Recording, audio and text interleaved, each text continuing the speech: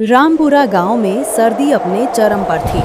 हवा में ठिठुरन भरी थी और लगातार बारिश ने सब कुछ कीचड़ में बदल दिया था। उसी गांव में रामू नाम का एक गरीब आदमी रहता था। रामू का परिवार ठंड और बारिश से बहुत परेशान था। उनके पास कोई ऐसा साधन नहीं था जिससे उन्हें उस जानलेवा ठंड और बारिश में थोड़ी राहत मिल सके। उसी गांव में एक धनी व्यापारी रहता था जो बहुत ही लालची और चालाक था।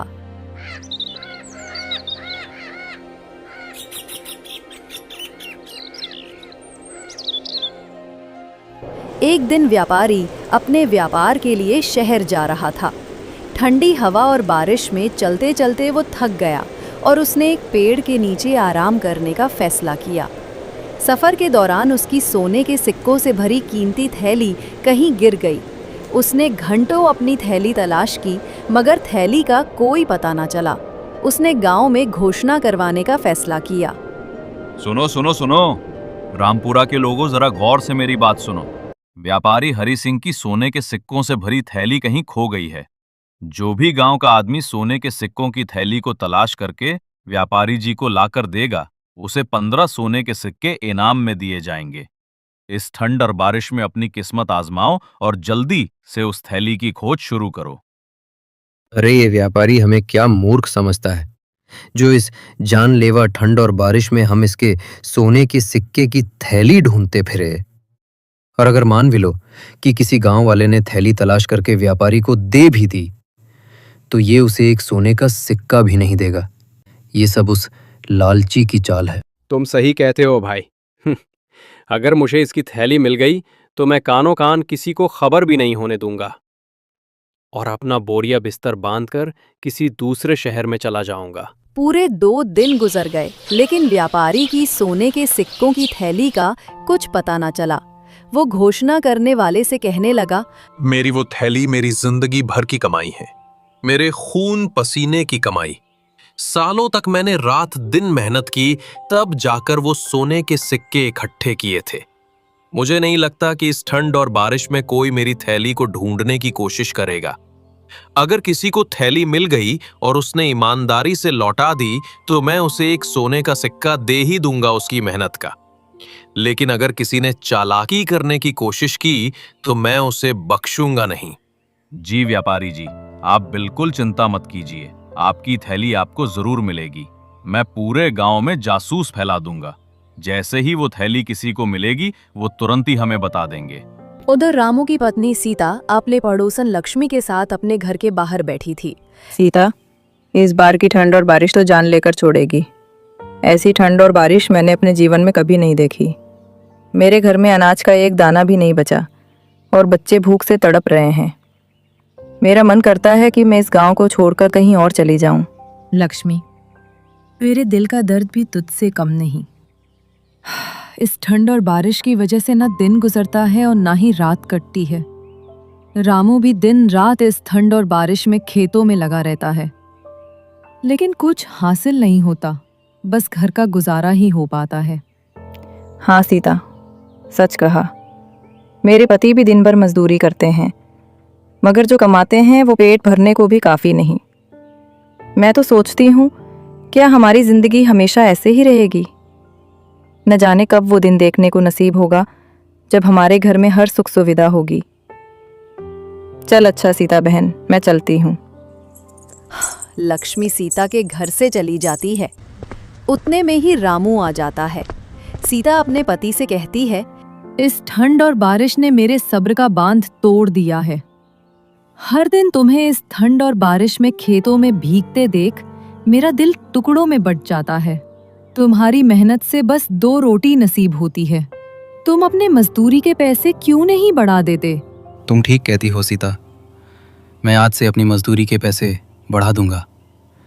एक दिन के काम के लिए इतने पैसे तो मिलने ही चाहिए जिससे हम एक दिन का गुजारा अच्छे से कर सकें। दोनों आपस में बात कर ही रहे थे कि उतने में गांव का जमींदार रामू के घर आता है और रामू से कहता है, रामू, खेतों में पानी भर चुका है। इस बारिश ने सब कुछ कीचड़ में बदल दिया है।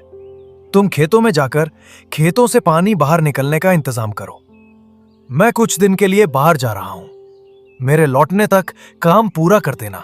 जमींदार जी, मैं आपका काम करूंगा, मगर इस ठंड और बारिश में खेतों से पानी बाहर निकालना आसान नहीं है। बारिश में मेरा शरीर ठंड से अकड़ जाता है और खेतों से पानी निकालते निकालते दम निकलने को हो जाता है। इसीलिए जमींदार साहब, अब मैंने अपनी मजदूरी बढ़ा दी है। 1 दिन के काम के लिए 2 अशरफियां देनी होंगी। मेरी मेहनत का यही हक है, ताकि मेरा परिवार भूखा ना सोए। 2 अशरफियां? ये क्या मजाक है रामू? कहीं तू पागल तो नहीं हो गया है, या तेरा दिमाग घास चरने गया है जो 1 दिन में डबल मजदूरी कर दी? 1 अशरफी में गांव के बहुत से लोग काम करने के लिए तैयार हैं। मैं तो तुम्हें मेहनती ईमानदार ही समझता था, मगर तुम तो लालची निकले। तुम्हें 2 अशरफियां कोई भी नहीं देने वाला 1 दिन की मजदूरी के। तुम भूखे ही मरोगे। जमींदार ताने मारकर चला जाता है। रामू उदास होकर सीता से कहता है, सीता, देखा तुमने? जमींदार को मेरी मेहनत की कीमत सुनते ही गुस्सा आ गया। मैं दिन रात भीगता हूं, फिर भी मेरी मेहनत का कोई मोल नहीं। कभी कभी लगता है इस गांव में मेरी ईमानदारी ही मेरी सबसे बड़ी कमजोरी है। रामू, आपकी ईमानदारी कमजोरी नहीं, आपकी ताकत है। इस ठंड और बारिश में आपकी हालत देखकर मेरा मन टूट जाता है। आप बिल्कुल भी चिंता मत करो, मैं आपके साथ हूँ। सीता, तुम्हारा साथ ही मेरा हौसला है। अब से 2 अशरफियां ही लूंगा, चाहे कोई काम कराए या ना कराए।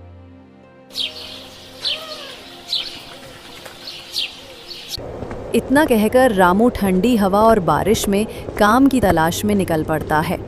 रास्ते में कुएं के पास उसकी नज़र एक चमकती थैली पर पड़ती है। वो उसे उठाता है और देखता है कि उसमें सोने के सिक्के भरे हुए हैं। सिक्के देखकर रामू का दिल जोर जोर से धड़कने लगता है। फिर वो सोचने लगता है, ये सिक्के किसकी जिंदगी की कमाई है? इस ठंड और बारिश में इसे खोने वाला कितना बेचैन होगा। अगर मैं इसे रख लूं तो शायद हमारी गरीबी मिट जाए, मगर मेरे मन का सुकून हमेशा के लिए चला जाएगा। ईमानदारी मेरा सबसे बड़ा गहना है और इसे मैं किसी कीमत पर नहीं बेचूंगा। मुझे ये थैली इसके मालिक तक पहुंचानी होगी। फिर रामू सोने के सिक्कों की थैली लेकर अपने घर पहुंच गया। क्या हुआ जी? आप तो काम ढूंढने गए थे, तो फिर इतनी जल्दी क्यों लौट आए? इस ठंड और बारिश ने तुम्हें और कमजोर कर दिया है या कोई और बात है? मेरा दिल बेचैन हो रहा है, बताओ ना। सीता, ठंड और बारिश ने नहीं, बल्कि मेरे मन ने मुझे बेचैन कर रखा है। रास्ते में मुझे ये सोने के सिक्कों से भरी थैली मिली है। ये किसी की जिंदगी भर की मेहनत की कमाई है। इसे खोले वाला इस ठंड और बारिश में कितना रोया होगा, ये सोचकर मेरा दिल कांप रहा है। जिस किसी की भी ये थैली है, मैं उसे ये थैली लौटा दूंगा, वरना मेरी आत्मा मुझे कभी माफ नहीं करेगी। ये आप क्या कह रहे हैं जी? पाई हुई चीज भी कोई वापस करता है क्या? अरे ईश्वर ने ये सिक्के हमारी गरीबी को देखकर दिए हैं। ये सोने के सिक्के हमारी जिंदगी बदल देंगे और हमें इस गरीबी से छुटकारा मिल जाएगा।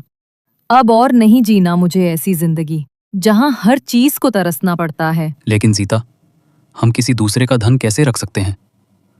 पता नहीं उस आदमी ने ये सोने के सिक्के किस काम के लिए रखे हो। क्या पता वो अपनी बेटी की शादी का सामान लेने जा रहा हो और ये सिक्के की थैली उसकी जेब से निकलकर गिर गई हो। सीता, कुछ भी हो सकता है, इसीलिए मेरा दिल नहीं मानता कि मैं इन सिक्कों को अपने पास रख लूं। अगर तुम ये थैली उस आदमी को लौटाना चाहते हो तो लौटा दो, लेकिन मेरी एक शर्त है। अगर 7 दिन के अंदर तुम्हें पता चल जाता है कि ये सिक्के किसके हैं, तो तुम उसे लौटा देना। अगर 7 दिन के अंदर पता नहीं चलता है, तो फिर इन सिक्कों पर हमारा अधिकार हो जाएगा। ठीक है सीता, मैं 7 दिन तक इंतजार करूंगा। अगर इन सिक्कों के मालिक का पता चल जाता है, तो मैं ये सिक्के उसे लौटा दूंगा। अगर पता नहीं चला, तो जैसा तुम चाहो इन सिक्कों का इस्तेमाल कर सकती हो। अपनी पत्नी के कहने पर रामू 7 दिन तक इंतजार करने लगता है। उधर कोई भी गांव वाला व्यापारी की थैली तलाश करने नहीं जाता। इससे व्यापारी बहुत परेशान होता है। फिर वह घोषणा करने वाले को बुलाता है और उससे कहता है, ये क्या तमाशा है? क्या तुमने गांव में ढंग से घोषणा नहीं की? इस ठंड और बारिश में मेरी थैली कोई क्यों नहीं लौटाने आया? या किसी ने तलाश करने की कोशिश ही नहीं की? या फिर वो थैली किसी को मिल गई है और वो लौटाना नहीं चाहता है? वो सोने के सिक्कों की थैली मुझे हर हाल में चाहिए। अगर वो थैली नहीं मिली तो मैं बर्बाद हो जाऊंगा। व्यापारी जी, मैंने तो इस ठंड और बारिश में भी गांव के हर कोने में ढिंढोरा पीट दिया था। मैंने कहा था कि थैली लौटाने वाले को 15 सोने के सिक्के इनाम में मिलेंगे। अब तक तो किसी न किसी को आ जाना चाहिए था। तुम एक काम करो, इस बार दोबारा घोषणा करो और इस बार आधे सिक्के इनाम में देने की घोषणा कर दो। लेकिन व्यापारी जी, अगर आप आधे सिक्के इनाम में दे दोगे तो आपके पास क्या बचेगा? आपका तो उसमें कोई फायदा नहीं होगा। फायदा होगा। एक बार कोई सिक्के लेकर आए तो सही, मैं उस पर चोरी का इल्जाम लगाकर उसे एक सिक्का भी नहीं दूंगा। व्यापारी जी, आपके शातिर दिमाग की जितनी तारीफ करें उतनी कम है, और किसी को कुछ देना भी नहीं पड़ेगा। अब तुम ज्यादा देर मत लगाओ, जल्दी से गांव में घोषणा कर दो कि सिक्के वापस करने वाले को आधे सिक्के मिलेंगे। व्यापारी के कहने पर वह आदमी घोषणा करने निकल पड़ता है। सुनो सुनो सुनो, रामपुरा के लोगों, मेरी बात कान खोल कर सुनो। व्यापारी जी के सोने के सिक्कों की थैली कहीं खो गई है। जो भी थैली को तलाश करके व्यापारी जी को लौटाएगा, उसे 15 नहीं बल्कि आधे सोने के सिक्के मिलेंगे। ये मौका बार बार नहीं आता है। इस ठंड और बारिश में जल्दी अपनी किस्मत आजमाओ और थैली को ढूंढकर व्यापारी जी को लौटा दो। उसके बाद तुम माला माल हो जाओगे। घोषणा करने वाले की आवाज रामू के कानों तक भी पहुंच जाती है। वो जल्दी से अपने घर जाता है। सीता, ये सोने के सिक्कों की थैली हमारे गांव के व्यापारी की है।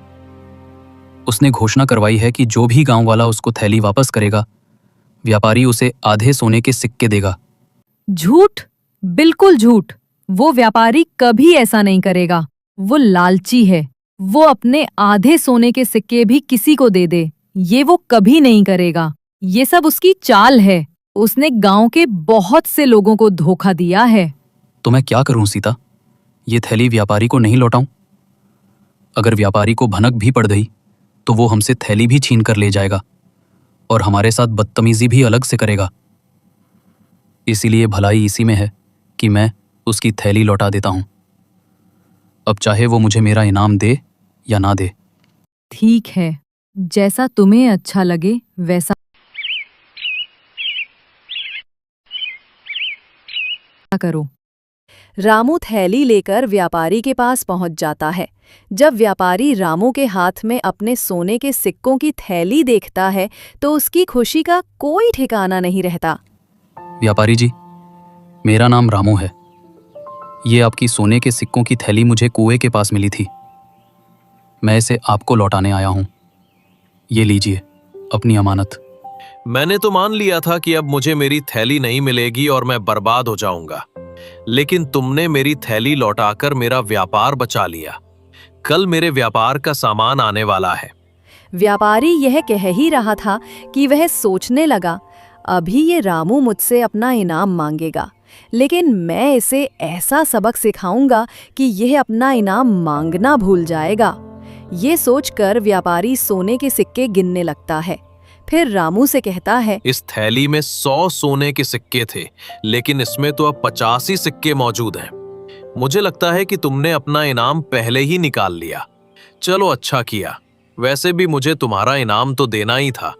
व्यापारी की ये बात सुनकर रामू घबरा जाता है और व्यापारी से कहता है, आप ये क्या कह रहे हैं व्यापारी जी? इस थैली में 100 नहीं बल्कि 50 सोने के सिक्के थे। जब मुझे थैली मिली थी तो मैंने खुद अपने हाथों से सिक्के गिने थे।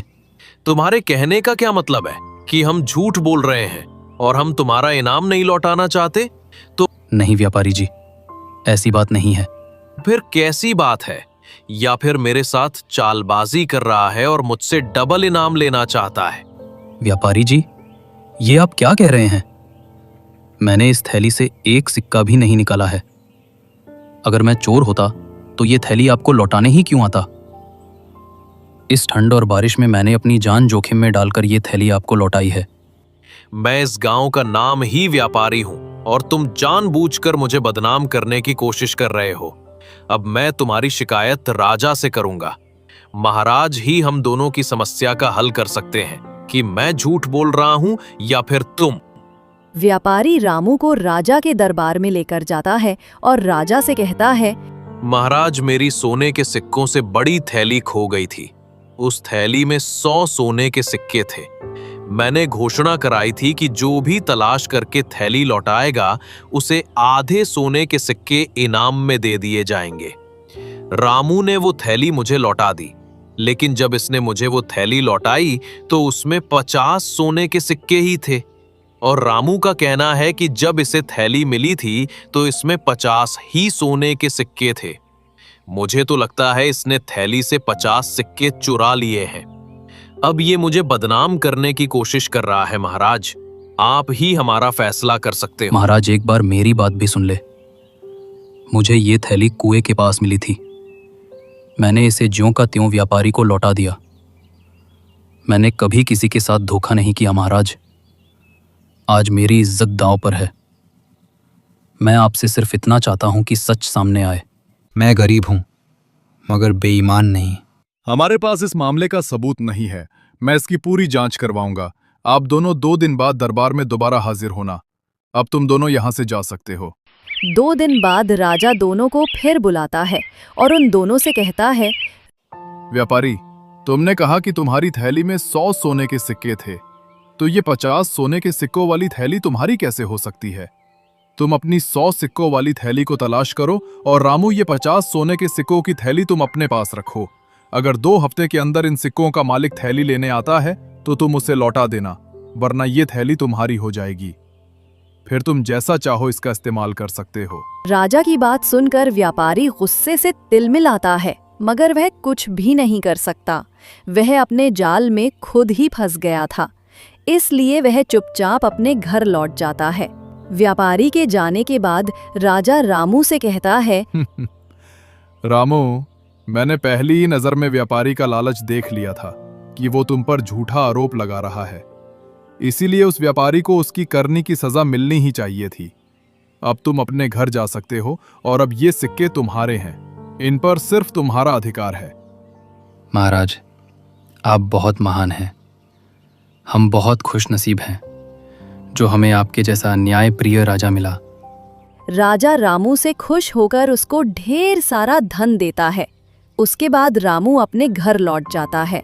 फिर वह अपनी पत्नी को सारी बातें बताता है कि किस तरह राजा ने उस लालची और धोखेबाज व्यापारी को सबक सिखाया। ये सुनकर सीता बहुत खुश होती है। ये सब तुम्हारी सच्चाई और ईमानदारी का चमत्कार है। मुझे विश्वास ही नहीं हो रहा कि वो सिक्के राजा ने हमें दे दिए हैं और तुम्हारी ईमानदारी से खुश होकर इतना सारा धन भी दे दिया। लेकिन अब मैं चाहती हूँ कि तुम व्यापारी के सिक्के वापस कर दो। उसे अपने लालच की सजा मिल चुकी है। वो समझ गया है कि झूठ बोलने का क्या नतीजा होता है। ये उसकी मेहनत की कमाई है, इसलिए उसी के पास जाना चाहिए। किसी का हक मारना हमें शोभा नहीं देता। सीता, तुमने मेरे मन की बात कह दी। चाहे व्यापारी ने मेरे साथ गलत किया, मगर हम उसकी तरह नहीं बन सकते। अगर हम उसकी थैली रख लेंगे तो हमारी ईमानदारी का क्या मोल रह जाएगा। मैं इसे लौटाने जा रहा हूं। रामू थैली लेकर व्यापारी के पास पहुंच जाता है। रामू को देखकर व्यापारी गुस्से से आग बबूला हो जाता है और रामू से कहता है, अब क्या लेने आया है रामू? सोने के सिक्के तो मिल ही गए तुझे, अब क्या मेरी जान लेने आया है? मैं आपकी जान नहीं, बल्कि आपकी जान देनी, मेरा मतलब आपके सिक्के वापस करने आया हूं। मैं नहीं चाहता कि मेरी वजह से आपके साथ अन्याय हो। ये लीजिए अपने सोने के सिक्कों की थैली। रामू, आज तुमने मेरी आंखें खोल दी हैं। मैंने लालच में अंधा होकर तुम पर झूठा इल्जाम लगाया। उस थैली में 100 नहीं बल्कि 50 ही सिक्के थे। मैंने तुम्हारे जैसे भले और सच्चे इंसान को बदनाम करने की कोशिश की। मैं तुम्हारा गुनहगार हूं रामू, मुझे माफ कर दो। आज मैंने सीखा कि असली अमीरी ईमानदारी में है। व्यापारी जी, आपको अपनी गलती का एहसास हो गया।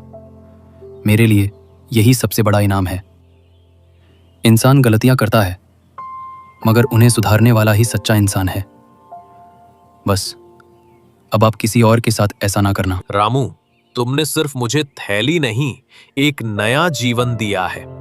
मैं वादा करता हूं, अब मैं लालच और चालाकी छोड़ दूंगा और हमेशा ईमानदारी से अपना व्यापार चलाऊंगा। व्यापारी को अपनी गलती का एहसास हो जाता है और फिर वह ईमानदारी से अपना व्यापार करने लगता है और रामू भी अपनी पत्नी सीता के साथ सुख चैन से जीवन बिताने लगता है।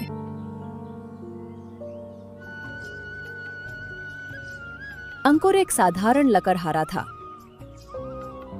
जो रोज सुबह घने जंगल से सागवान की लकड़ियां काटता और अंगराज के बड़े बाजार में बेचने जाता था।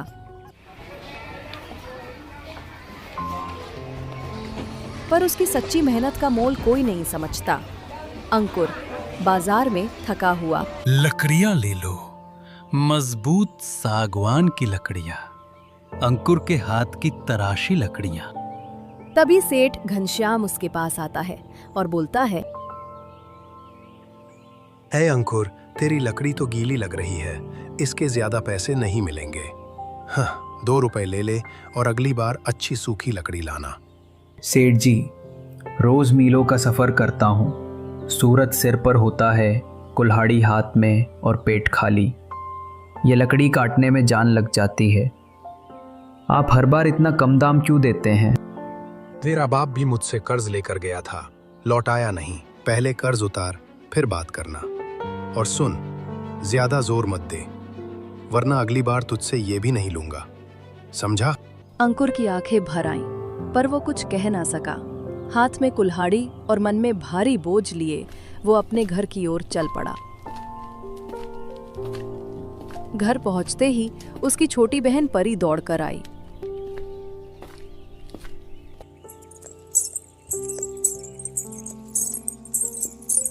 भैया, आज कितने पैसे मिले लकड़ियों के? सिर्फ 2 रुपए। भैया, इसमें तो गेहूं भी नहीं आएगा। क्या करूं, समझ नहीं आ रहा। कोई बात नहीं परी, अगली बार फिर कोशिश करेंगे।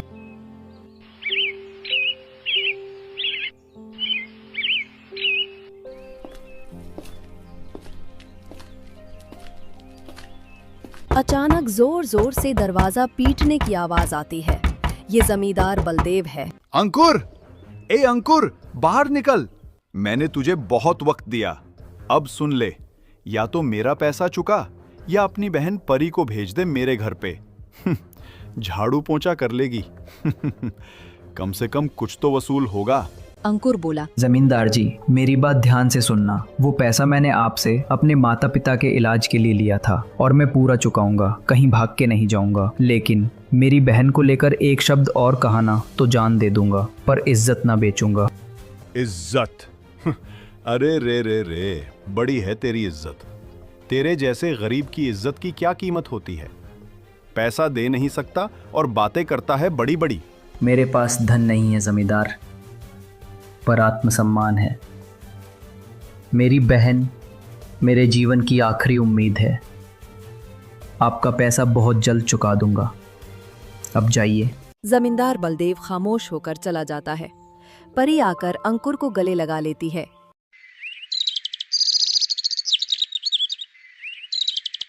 भैया, मैं जानती हूँ आप मेरे लिए सब कुछ सहते हैं। एक दिन मैं भी आपके लिए कुछ करूंगी। बस तू मुस्कुराती रहना परी, तू ही मेरी ताकत है। जब तक इस शरीर में एक भी सांस बाकी है ना, तुझे कोई छू भी नहीं सकता। भैया, सब कहते हैं हम अशुभ हैं। क्या सच में हमारी किस्मत में कभी कोई अच्छा दिन नहीं आएगा? अरे नहीं बहना, हमारी किस्मत भी एक दिन मुस्कुराएगी, देखना। अभी कठिन समय है तो और सहना होगा। कोशिश करूंगा फिर से एक और बार। बस तू मुस्कुराती रहना।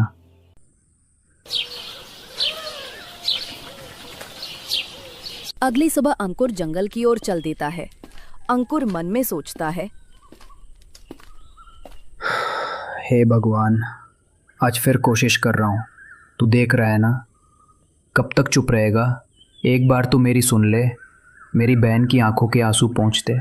बस इतना कर दे और कुछ ना चाहिए। जैसे ही वो कुल्हाड़ी चलाने लगता है, अचानक झाड़ियों से जोरदार खड़खड़ाहट होती है।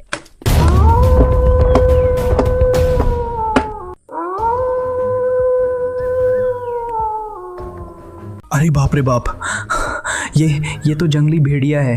हे भगवान, अब क्या करूं? भेड़िया गुस्से में गुर्राता है और अंकुर की ओर बढ़ता है। अंकुर अपनी कुल्हाड़ी फेंककर जान बचाकर झाड़ियों की ओर दौड़ता है। काफी दूर जाकर एक बड़े बरगद की जड़ में बैठ जाता है।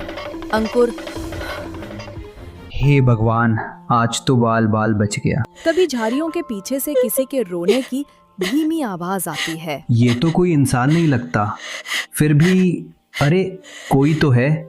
ये रो कौन रहा है यहाँ?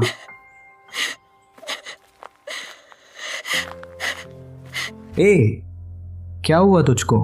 कौन सा जख्म छुपा रही है? बोल तो नहीं सकती बेचारी, लेकिन तेरी आंखें सब कुछ बता रही हैं।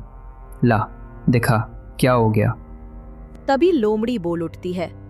अंकुर, मैं लोमड़ी नहीं हूँ, एक अप्सरा हूँ। स्वर्गलोक से आई थी, मगर एक क्रूर जादूगरनी ने मुझे श्राप दे दिया, इस लोमड़ी के शरीर में कैद कर दिया। अरे बाप रे बाप, दादा रे दादा, तू बोल रही है?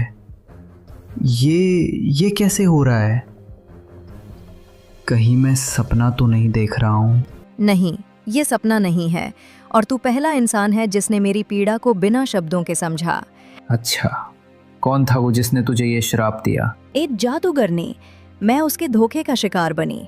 मेरी शक्तियां अब महाराज विक्रम के महल में एक कांच की बोतल में बंद हैं। जब तक वो शक्तियां वापस नहीं मिलती, मैं इसी रूप में बंधी रहूंगी। अंकुर गहराई से सोचते हुए कुछ देर बाद बोला, राजा, शक्तियां, श्राप, हे भगवान, ये सब तो मेरे जैसे साधारण इंसान की समझ के बाहर है। लेकिन एक बात जानता हूँ, जिसने दर्द सहा हो वो दर्द का साथ नहीं छोड़ता। मैं तेरी मदद करूंगा, चिंता मत कर। तू मदद करेगा बिना किसी स्वार्थ के? अरे क्योंकि मैंने तेरी तकलीफ देखी है। मैं नहीं चाहता कि किसी और की जिंदगी वैसी हो जैसी मेरी है। हाँ, अगर तेरी मुक्ति मेरी हिम्मत पर टिकी है तो मैं पीछे नहीं हटूंगा। लेकिन एक बात बता, मैं महल के अंदर जाऊंगा कैसे? सामने देख, ये जो सारी दिव्य जड़ी बूटियां है ना, इन्हीं में तेरा रास्ता छुपा है। तू ये सारी जड़ी बूटियां तोड़ ले और यही लेकर राजमहल चले जाना। सिपाहियों से कहना कि महाराज विक्रम ने मंगवाया है, उनके घुटनों की तकलीफ के लिए। जब वे तुम्हें अंदर जाने देंगे तो वो बोतल ढूंढना जो महाराज के कमरे में रखी है। उसमें जादू है, उसे खोलना, सब बदल जाएगा। ठीक है, मैं पूरी कोशिश करूंगा और तुम्हें न्याय दिलवाऊंगा, चिंता मत करना। अंकुर जंगल से जड़ी बूटियां झोले में रखकर धीरे धीरे महल की ओर चल पड़ता है।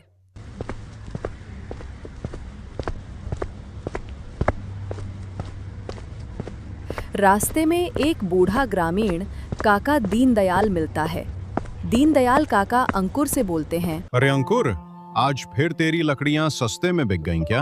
अरे नहीं काका, आज लकड़ियों की नहीं, किस्मत की तलाश में निकला हूँ। काका दीनदयाल हंसते हुए, ये क्या बातें कर रहा है रे तू? लकड़हारा, अंकुर और किस्मत, अरे रे रे रे। काका, भगवान सच्चे हों तो लकड़हारे की भी तकदीर पलट सकती है। बस दुआ करना मेरे लिए। चल बेटा, तेरा जोश बना रहे। दुआ करूंगा भगवान से तेरे लिए कि तेरे भी दिन फिरें। चल बेटा, राम राम।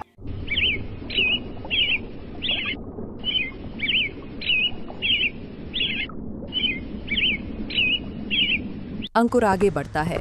कुछ ही देर में महल के ऊंचे फाटक पर पहुंचता है, जहां 2 सिपाही पहरा दे रहे थे। अरे रुको रुको रुको, कौन है तू और कहां चला आ रहा है महल की तरफ? देखो, मैं महाराज के लिए जड़ी बूटियां लाया हूँ। उनके घुटनों का दर्द काफी बढ़ गया है ना।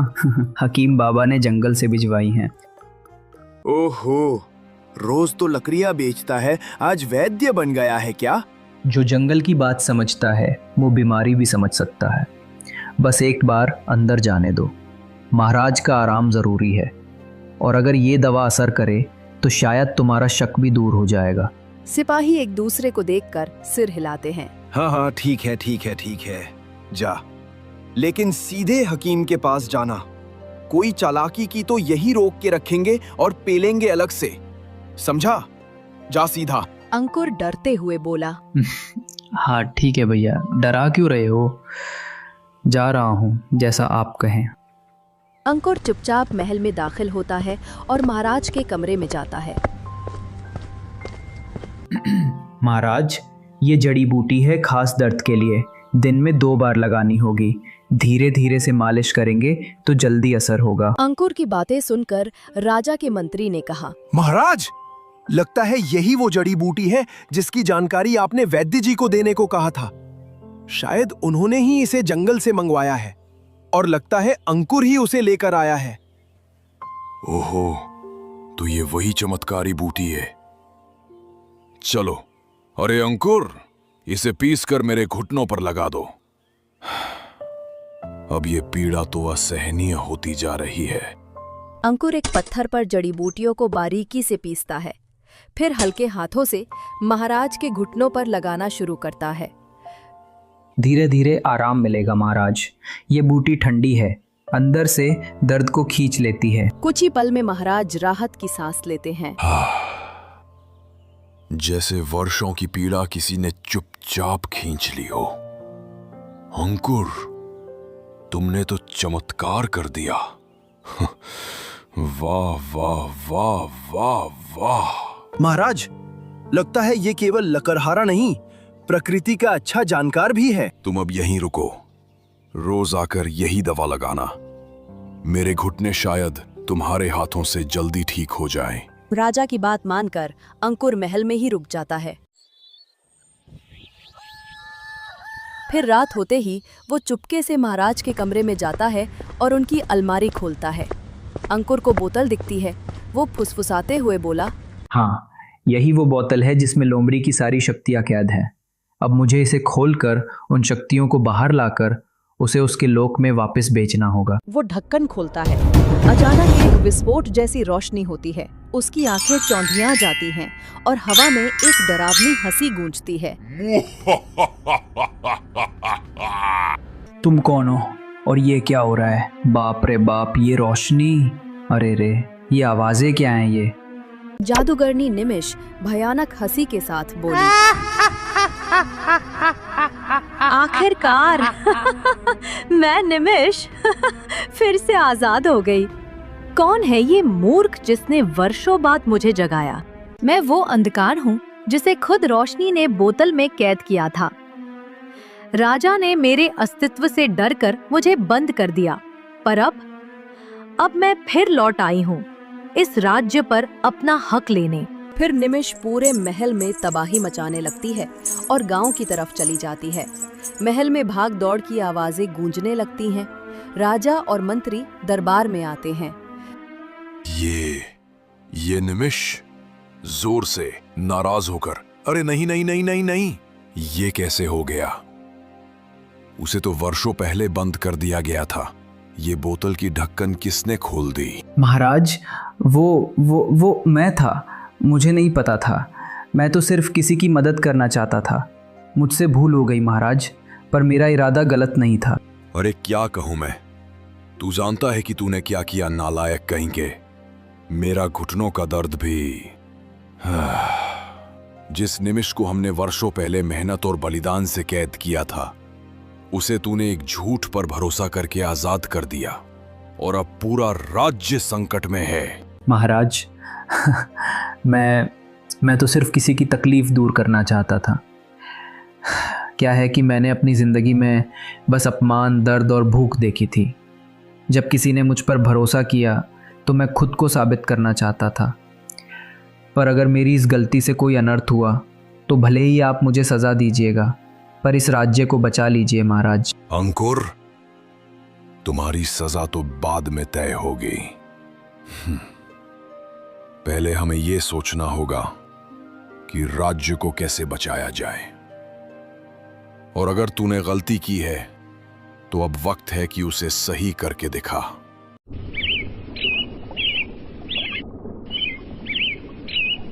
सुबह होते ही पूरे गांव में धुंध और काले बादल आसमान को ढके हुए थे।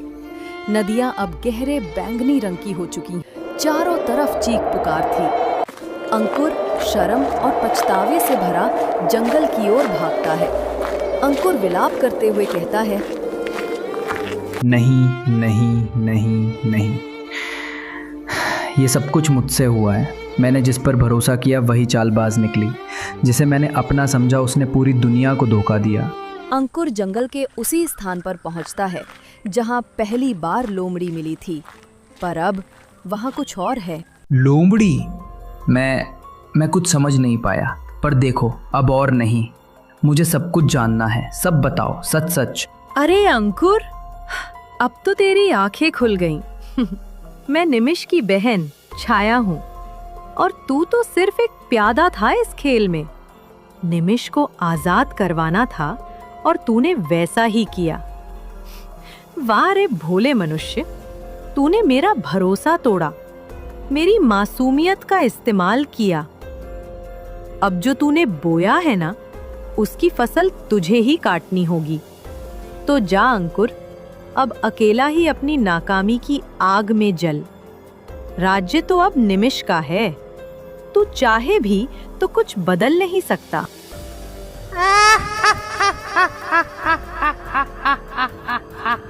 अंकुर टूटे हुए मन से जंगल में भटकता है और एक विशाल पुराने बरगद के नीचे बैठ जाता है।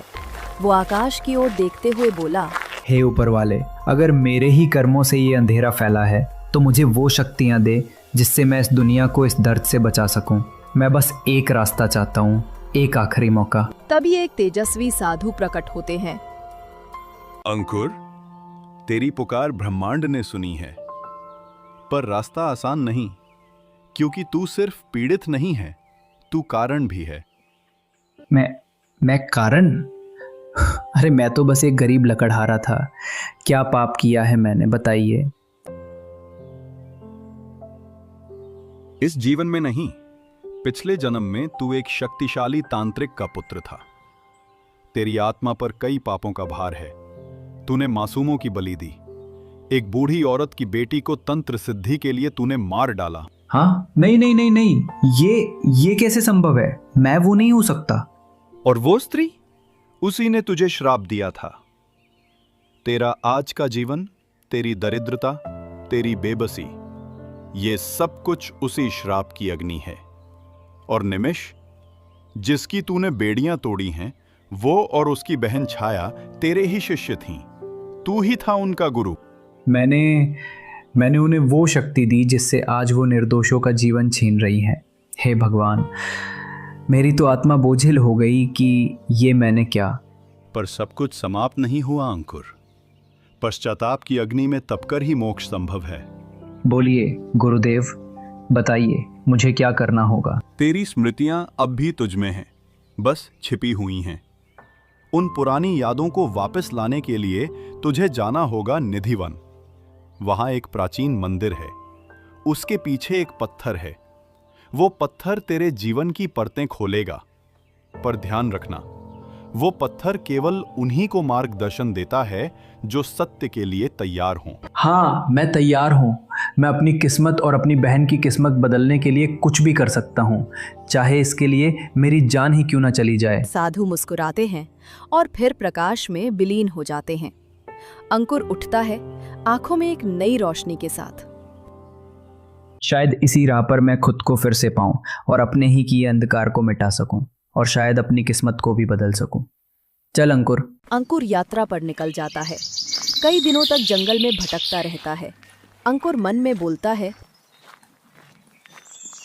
बाप रे, कितना लंबा रास्ता है ये, मगर अब मैं पीछे नहीं मुड़ सकता। जब पाप मेरा था तो उसका अंत भी मुझे ही करना होगा।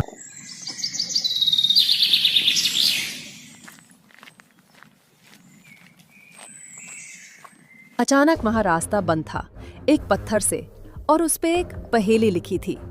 तू जो देखे वो झूठ है, जो सोचे वो भ्रम, सच वही जो खो चुका है, ढूंढ अगर है दम।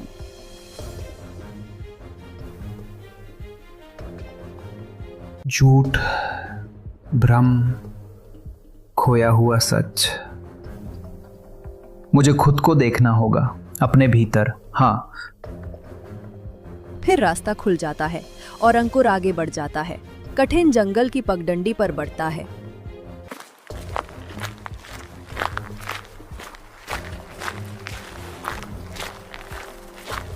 अचानक उसके सामने रास्ता पूरी तरह बंद हो जाता है।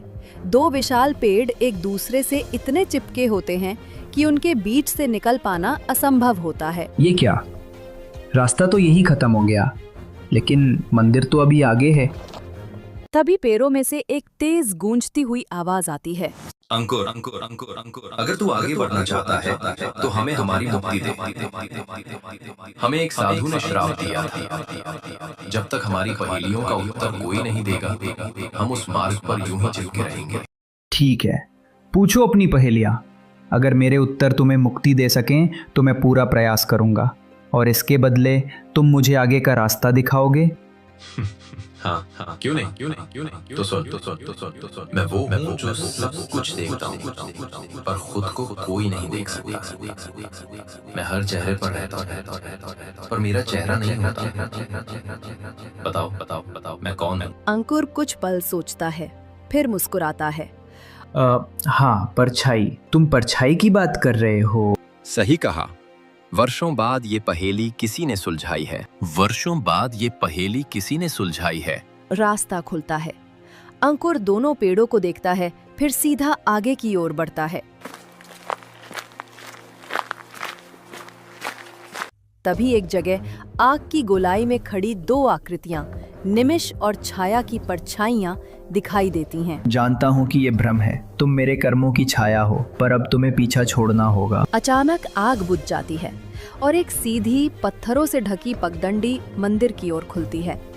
मंदिर के पास पहुंचते ही एक विशाल घंटा बजता है। मंदिर के सामने एक चमकता पत्थर रखा था, स्मृति शिला। अंकुर विनती करते हुए, हे देव, मुझे मेरा अतीत लौटा दो। मैं जानना चाहता हूँ कि मैं कौन था और क्यों ये सब कुछ हो रहा है। वो धीरे धीरे उस जादुई पत्थर के पास पहुंचता है। पत्थर हल्की नीली रोशनी से चमक रहा है। वो धीरे से हाथ बढ़ाता है और जैसे ही पत्थर को छूता है, उसकी आंखें बंद हो जाती हैं। अंकुर दबी हुई आवाज में मैं तांत्रिक का पुत्र। मैंने ही वो अनर्थ किया था। वो बलि, वो श्राप, निमिष और उसकी बहन मेरी ही सिखाई शक्ति आज विनाश ला रही हैं। उसका चेहरा पीड़ा से भर जाता है, लेकिन अब उसमें भय नहीं बल्कि दृढ़ता है। वो गहरी सांस लेकर आंखें खोलता है। अब मैं जान चुका हूँ कि मुझे क्या करना है। निमिष और उसकी बहन का अंत अब मेरे ही हाथों होगा। वो तुरंत मंदिर के अंदर भागता है। मंदिर के गर्भगृह में प्राचीन मूर्ति के नीचे एक और छोटा पर बेहद चमकता हुआ पत्थर रखा हुआ है। जैसे ही वो उसके पास जाता है, पत्थर से हल्का प्रकाश निकलता है। देव, मुझे क्षमा करें। अब मैं अपने कर्म सुधारने आया हूँ। वो पत्थर को हाथ में उठाता है और आंखें बंद करके मंत्र पढ़ने लगता है। तिमिर में जन्मी प्रकाश से दूर, अब बंध जाओ शक्ति की शूर। स्वर थमे, गति रुके, अब बंध जाओ अंधकार में। जैसे ही अंकुर मंत्र पूरा करता है, निमिष और छाया की आत्माएं आती है। निमिष चीखते हुए बोलो, नहीं, ऐसा नहीं कर सकते गुरु। आप हमारे गुरु थे, हमारे मार्गदर्शक। आप अहंकार को कैसे मिटा सकते हैं? हाँ गुरुदेव, आपने ही हमें मंत्रों की शक्ति दी थी, अब आप हमें मिटाने चले हैं? क्या आप भूल गए कि हम आपकी ही परछाइयां हैं? आइए हमारे साथ आइए, हम तीनों मिलकर इस संसार पर राज करेंगे। हाँ, मैंने ही तुम्हें ये शक्तियां दी थी, निमिष और छाया। मैं ही था वो अहंकारी जो ज्ञान के नाम पर विनाश बोता रहा। पर अब मैं वो नहीं कर रहा जो तुम जानती हो। अब मैं सिर्फ तुम्हारा गुरु नहीं हूँ। अंधकार को मिटाना अब मेरा धर्म है। मैंने जो पाप किया उसकी कीमत चुका चुका हूँ, और अब मैं किसी और को पीड़ा में नहीं देख सकता। नहीं, ऐसा मत कीजिए। हमें एक मौका दीजिए, हम बदल सकते हैं। अगर तुमने हमें रोका तो हम तुम्हें ही भस्म कर देंगे। हम अमर हैं। अगर तुम अपनी इच्छा से इस पत्थर में समा जाओ तो शायद तुम्हारी आत्मा को शांति मिले, वरना मुझे अपने शेष मंत्र बल से तुम दोनों को इसी क्षण भस्म करना होगा। चुन लो, विनाश या मोक्ष। दोनों आत्माएं एक पल के लिए भयभीत हो जाती हैं। निमिष बोलती है, शायद आप सही थे गुरुदेव, हमें यही मार्ग चुनना चाहिए था। हमें क्षमा करें। दोनों आत्माएं झुकती हैं और फिर एक तेज प्रकाश में बदलकर पत्थर में समा जाती हैं। पत्थर अचानक भारी हो जाता है और लाल रंग से चमकने लगता है। अंकुर उसे दोनों हाथों में थाम लेता है। अब ये कहानी यहीं समाप्त होनी चाहिए और साथ ही उस अंधकार की छाया भी।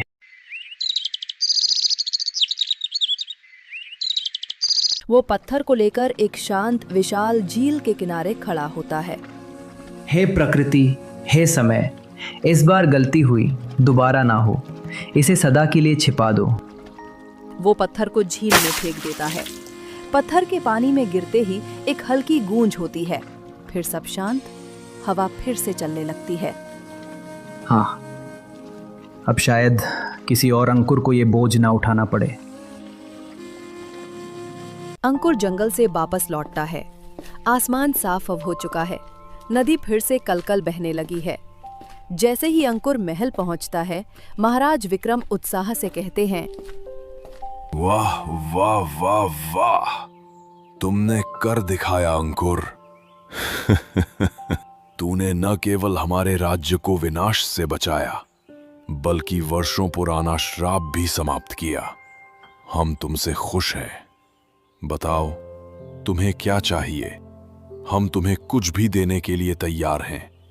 बताओ। महाराज, मैंने किसी इनाम के लिए ये सब कुछ नहीं किया, अपनी आत्मा की मुक्ति के लिए किया है। पर आपकी कृपा बनी रहे, बस यही मेरा सौभाग्य है। अब सिर्फ एक लकड़हारा नहीं, इस राज्य की आत्मा है अंकुर। तुम किस्मत और मेहनत के सबसे बड़े उदाहरण हो, और तुमने जो गलती की, उसी गलती के साथ एक सीख भी कायम कर दी। शाबाश। तो दोस्तों, कैसी लगी आपको ये कहानी? हमें कमेंट करके जरूर बताइए। और ऐसी ही मजेदार कहानियां देखने के लिए हमारे चैनल टूनपुर को सब्सक्राइब कर लें। तो फिर मिलते नई और दिलचस्प कहानी के साथ।